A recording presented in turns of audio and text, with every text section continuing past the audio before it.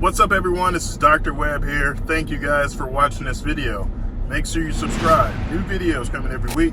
You don't want to miss them. In this video today, I'm going to be talking about my last month of residency. This video is sponsored by medicallicensing.com. Obtaining your state medical license can be difficult and frustrating. After spending so many years studying, you still have to go through this complicated process. Well, I want to introduce you guys to medicallicensing.com. They are your go-to medical licensing service that can facilitate the entire state licensure process on your behalf and take the guesswork out of the picture. They provide a smooth licensing process for physicians, MDs and DOs, nurses, and PAs. Check them out at medicallicensing.com and use my promo code WEB50 for $50 off your first order. It's been a long and hard 5 years, but it's been a lot of fun. And it's all coming to an end in the next month. We actually have graduation in 3 weeks from today. So I'm really excited to close this chapter of my life, but just wanted to talk about what happens in this last month of residency and a little bit about what happens kind of after. So approximately 1 month left.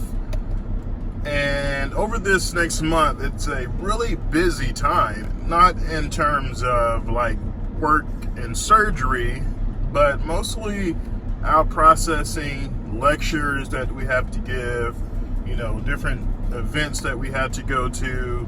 We have chief dinners, which means that we have a staff member that takes us out to dinner, just like a mentoring, advice, kind of transitioning out of your training. We have research requirements, lots of different meetings. So just wanted to talk about a few of those things. So at the end of your residency, you have your graduation, and graduation is not like this huge event where you in a big like auditorium or a big gymnasium. It's where there's like 2,000-3,000 people there. There's only 6 of us graduating, and then there's like a dinner and a guest speaker who comes in from out of town. We invite, and we essentially get a certificate, and they say congratulations, good luck on your journey. But it is a bittersweet moment. We worked really hard to get to this point where we are finally orthopedic surgeons, and it takes, as you all know, a number of years to get to this point. But leading up to the graduation date, there are certain requirements, and this may depend on which program that you go to and which specialty that you're in. But for us in orthopedics, we have to give a lecture. It's called a grand rounds lecture. And a grand rounds is where, you have all kind of the different subspecialties in orthopedics, they're there. We usually have it on Monday mornings for an hour from 7 a.m. to 8 a.m. It's been like that for the last 5 years that I've been here. And there's usually some topic that is taught or discussed at this grand rounds. Well, for the graduating chiefs, we have to give a lecture, and it could be on anything relating to medicine or orthopedics. So my lecture I'm giving is on the student loan repayment. I realize that I know nothing about this. I have another video about, paying back your student loans and how much debt that I'm in and my plan to pay it back, and I'll put it right up here. But I'm giving a lecture on the repayment options that you can do to pay off your student loans because I wanted to learn more about it. Some other of my co-chief residents, they're giving it on like teamwork. One gave it on his old position, his old job. Another one is giving the lecture on his time in Switzerland doing orthopedic trauma there. So it varies about what most people give it on. So we have that, and then after that we have to present our research. There's another conference where your senior research project, you have to present it in front of everybody. And I did some research looking at they're metal rods to fix femoral fractures, hip fractures, and we looked at the failure rate of them. We looked over a number of years at multiple hospitals here in the area as well as in Florida, and we combined our results and got it published. So that's what I'm presenting my research on.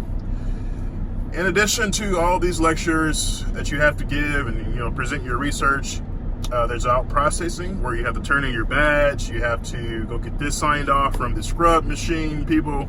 You have to make sure that there's no outstanding parking tickets at your name. Otherwise, you won't get your last paycheck. And a part of this also is credentialing. So you're going on to your next phase of your training. The hospitals that you'll be working at in fellowship, or if you're going into practice right away, you have to get credentialed. And credential just means that you have to get approved to work there. And sometimes this can be a very lengthy process. It's a lot of paperwork. You have to submit your medical school transcripts. You have to submit your malpractice insurance. You have to submit all the cases and surgeries that you did while you're in training. So as surgeons in your training, you have to document and log the surgeries that you do. So after each case or surgery that I do, I have to put it into the system. And that's important because when it comes to time to apply for jobs, the jobs are going to ask you, how many surgeries have you done? So you have to keep all that stuff, and update it. So when it's time to submit these things to the hospitals, you have it ready. CPR, ACLS, all those transcripts, letters of recommendation, letters of good standing from your residency program, all that has to be submitted. So the next thing that, in the next month or so, most people are going to move. So luckily for me, I don't have to move way across country. I'm moving 6 or 7 hours down the road. So, but you still have to find a place to stay, whether that's an apartment or a house, and then you have to sign leases. If you own a house, you have to decide whether you want to sell it or whether you want to rent it. So that can add a little bit of stress in this last few weeks.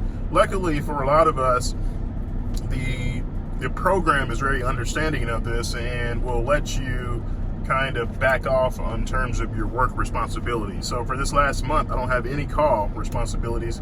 I don't have to round on the weekends or go see patients on the weekends. So it's a pretty chill month this last month.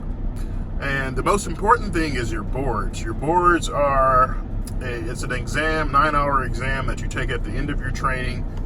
And most people spend the majority of their time in the last 2 to 3 months kind of studying for this. Leading up to the exam, we have about 45 days left. I'm going to increase the number of hours that I'm studying each day. So right now, maybe 2 to 3 hours. Over the next couple weeks, I'll increase that to 4 hours, 5 hours, 6 hours, maybe up to like 7 or 8 hours before the exam. So 45 days from now, we'll be taking our exam. Even though most people are doing a fellowship, and that's 90% of people in orthopedics do a fellowship in spine surgery, hand surgery, shoulder and elbow, trauma, oncology, pediatrics, or whatever it is that you're going to specialize in. Most people around this time, around their chief year, start looking for jobs. So by the time that they're in fellowship or getting ready to finish fellowship, that you have a job lined up and you know where you're going. Some people wait until they're in fellowship, but I can see that this can be very stressful. You're trying to learn in fellowship, but you're flying everywhere to figure out where you want to go and interview and all these things. So most people start in their 5th year actually looking for jobs, and you'll have some potential companies and groups of doctors reach out to you, or it's you reaching out to those doctors as well. So there's a lot that goes on in this last month.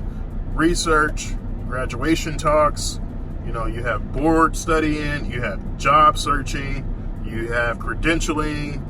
So it's a very busy month, but it's a very exciting time. Looking forward to being done. But I hope this video helps clarify some of what we're doing in this last month. Thank you for watching, and we'll see you next time.